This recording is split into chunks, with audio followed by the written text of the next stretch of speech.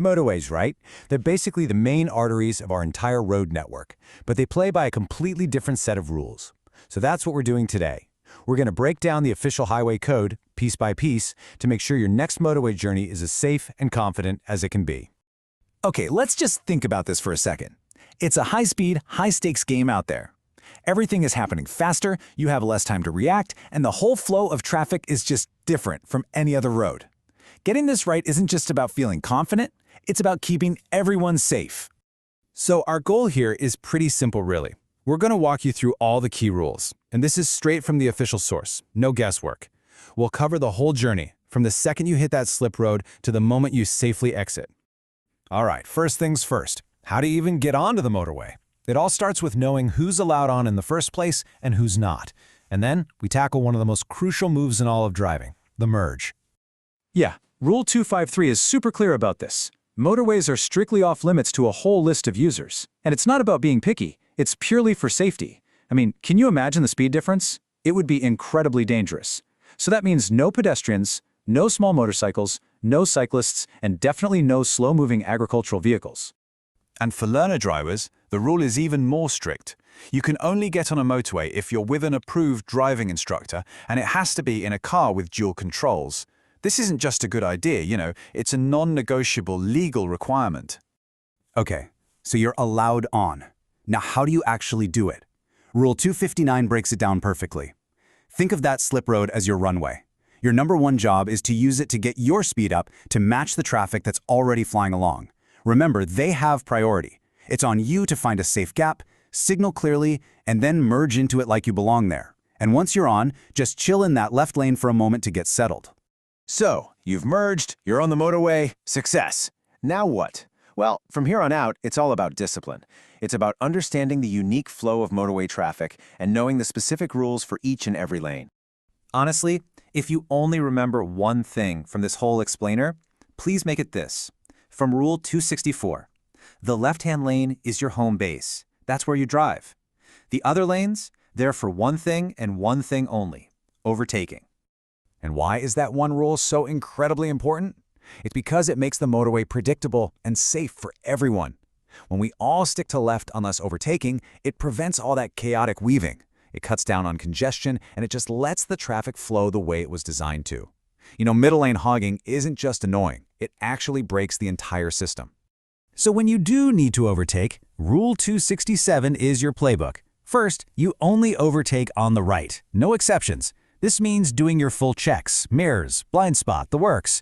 Signal nice and early, and make absolutely sure you have plenty of clear space both ahead and behind you before you even think about pulling out. And then, once you've passed, give that driver tons of room before you move back in. No cutting in.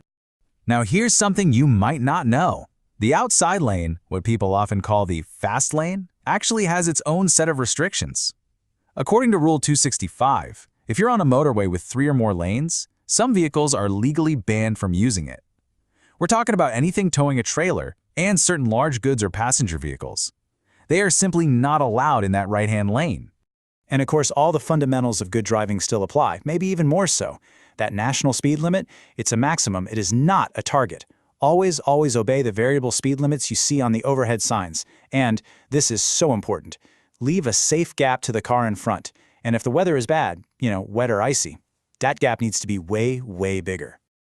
Okay, next up, let's decode those big electronic signs above the lanes.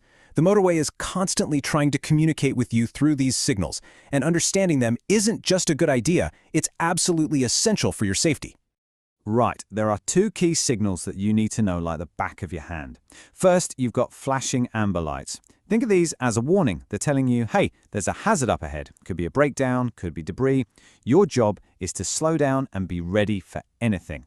But then you have the red flashing lights with a big red X. That is not a warning. That is a direct command. It means that lane is closed, period.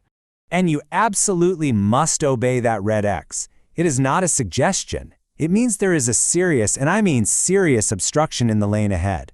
We could be talking about road workers, a family stranded in a broken-down car, or the scene of an accident. Driving in a lane with a red X is not only illegal, it is incredibly dangerous and puts lives at risk. Look, nobody wants to even think about this, but sometimes things go wrong. Knowing exactly what to do in an emergency, and just as importantly, what you absolutely must not do, is some of the most critical knowledge you can have. So, that horrible feeling when you realize you've just missed your exit, or you hear that dreaded thump thump thump of a flat tire. What do you do now? Panicking is the worst thing you can do. The Highway Code gives you clear, calm, life-saving instructions for these exact situations.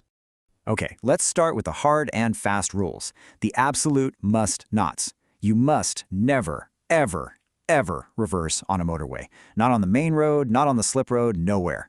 If you miss your exit, you just have to carry on to the next one. Simple as that. You also must not stop. You must not try to cross the central reservation. And for goodness sake, do not walk on the motorway unless it is a dire emergency. And the hard shoulder, it is not a convenient parking spot or a place to take a quick phone call. It has one single purpose: for genuine emergencies. We're talking about breakdowns, medical situations, or if a police officer specifically directs you there. That is it. End of list.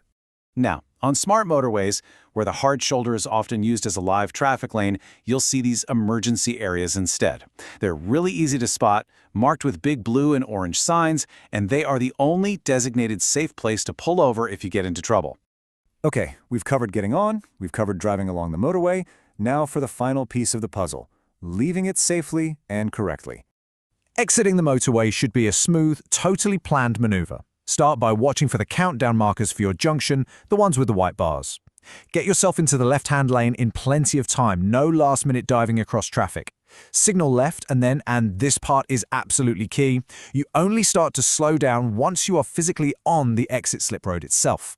Hitting the brakes while you're still on the main motorway is a recipe for disaster. Now, I just want you to look at this number for a second. 50 miles per hour. After you've been cruising at 70 for a while, what do you think this speed actually feels like? And that leads us to our final and maybe most important takeaway.